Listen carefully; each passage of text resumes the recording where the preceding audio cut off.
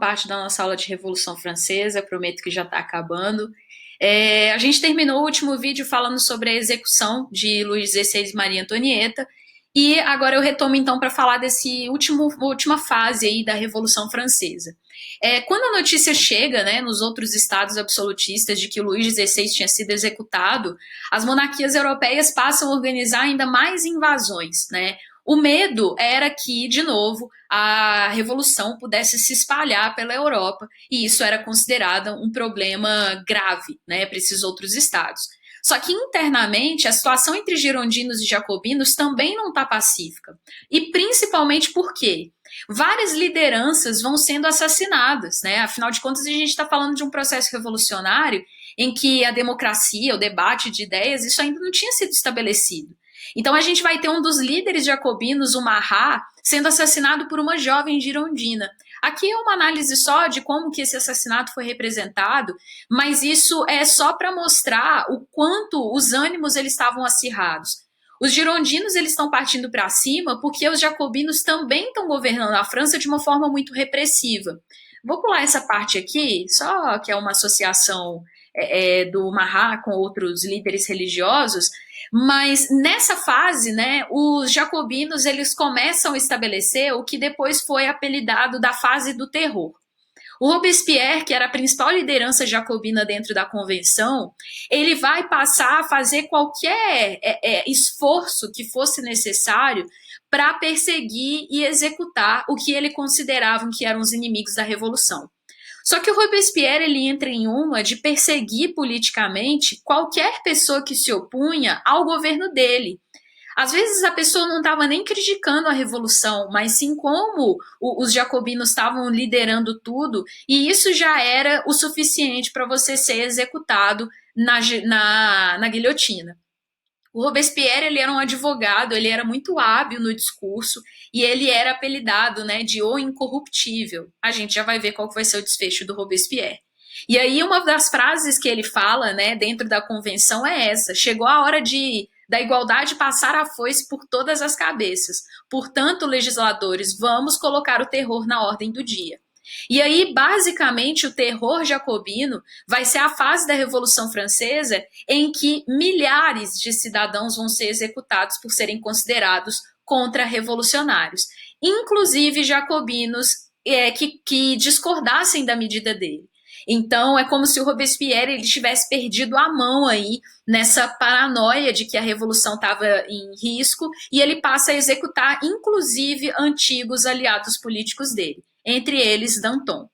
A guilhotina, pessoal, ela foi criada por um médico e, por incrível que pareça, a ideia de criar de guilhotina era para se estabelecer uma forma mais humana e justa de punição, para igualar pobres e ricos no mesmo formato de serem executados.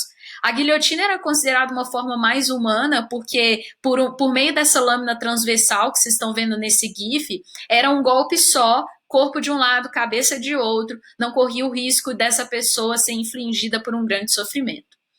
Só que, né, o terror jacobino levou ao grande desgaste político. Os jacobinos começam, inclusive, a rachar entre aqueles que não concordam com as atitudes do Robespierre e os que permanecem leais a ele, e os girondinos, se aproveitando desse racha interno dos jacobinos, dão um golpe e decidem prender o Robespierre e retirarem os jacobinos do poder. E esse golpe ficou conhecido como golpe 9 Thermidor. O Robespierre ele acaba encontrando o mesmo destino, a guilhotina, ele acaba sendo executado e é o fim do governo jacobino e o início de uma nova fase da Revolução Francesa.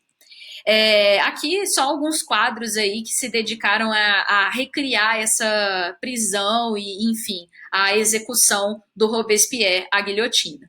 O diretório, pessoal, é o governo que os girondinos estabelecem no poder. Eles estabelecem com um poder voltado para 5 deputados. O objetivo de dividir o poder em 5 pessoas era evitar que um novo Robespierre pudesse ascender ao poder. Só que eles passam a favorecer a alta burguesia.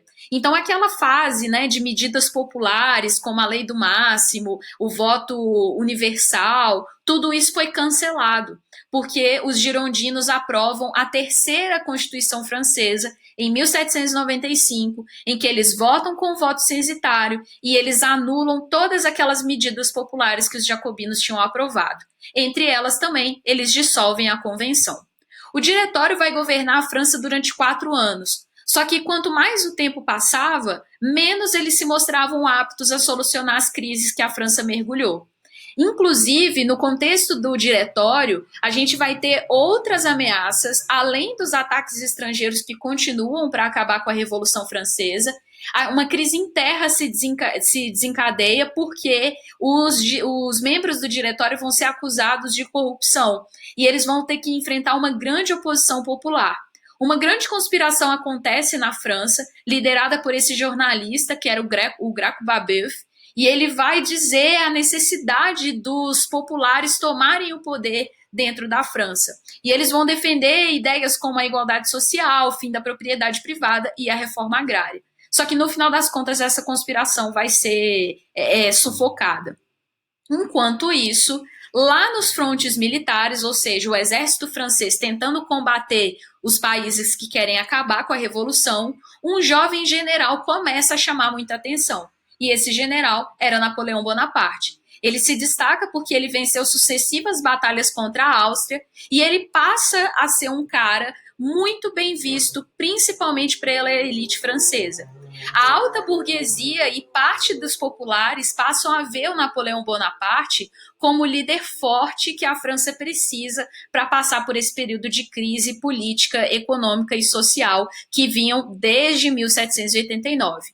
Então, com o apoio do diretório, o Napoleão dá um golpe, o golpe 18 de Brumário, que estabelece o Napoleão Bonaparte no poder.